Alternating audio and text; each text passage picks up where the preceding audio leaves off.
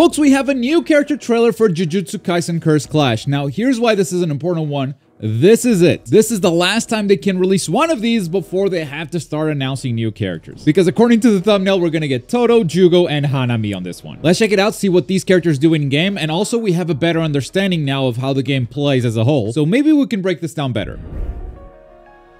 Master, a new domain. Will you relieve my boredom? Besto Brendo! What kind of woman is your type? Oof! Armored moves? That's so cool. That's so cool. Did he just teleport to you, or does he swap places with objects? I don't think he does.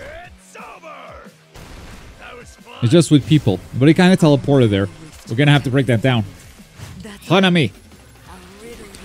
This is more of a grounded fighter with some very big attacks, like very big area attacks, but always on the ground.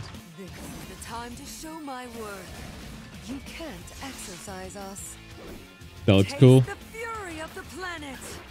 That looks cool. And now this is more my type of character. At least from the description. You know, more agile, faster character and big damaging attacks. Domain expansion. So domain expansions are actually a part of the basic gameplay systems, and different domain expansions will have different effects. I like that shot a lot.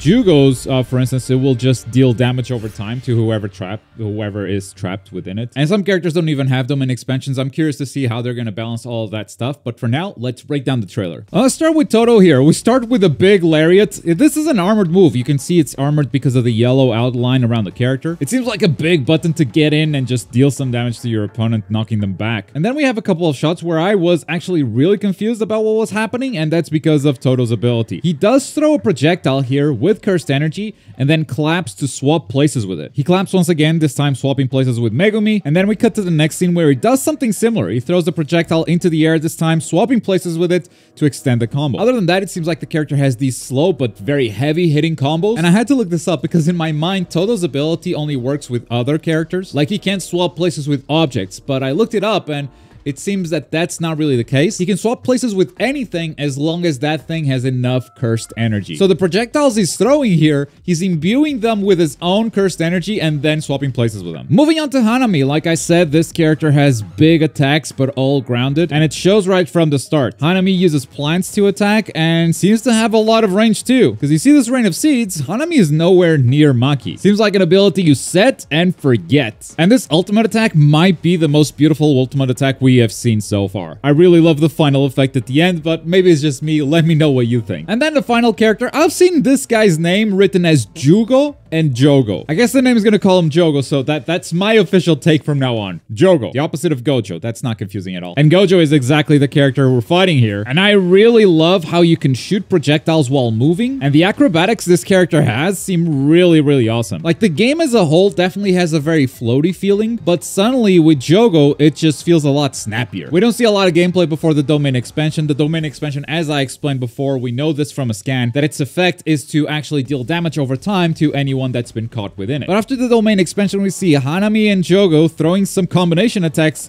on Gojo, and we see that purple beam together with a plant coming up just to start giving you some ideas on how to combine your attacks with your friend's attacks. And once again, at the end of the trailer, they show some of the pre-order stuff, some of the DLC coming up. Someone pointed out in my last video that the DLC says hidden inventory and premature death, which basically confirms season 2 of JJK as DLC, not the Shibuya incident, not yet at least, but from that first arc, I think you can guess who they're gonna add as DLC. That said, I remind you that this isn't just an arena fighter. This isn't just a multiplayer game. Yes, that could very well be characters, but this is also a co-op game with different missions for you to tackle with friends, as well as a story mode game. So this DLC could not be characters at all. I think it is characters, but it's nothing confirmed yet. But what's actually been confirmed is that this game will have more than 15 characters playable. So far, if my math is right, we have seen 11 characters, which means the next showcase is definitely gonna have to confirm someone new. We've seen Nanami and Mahito as part of the story mode, but they're not confirmed as playable characters yet.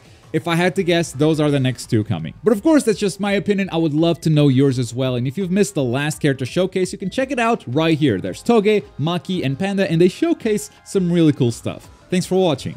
Bye.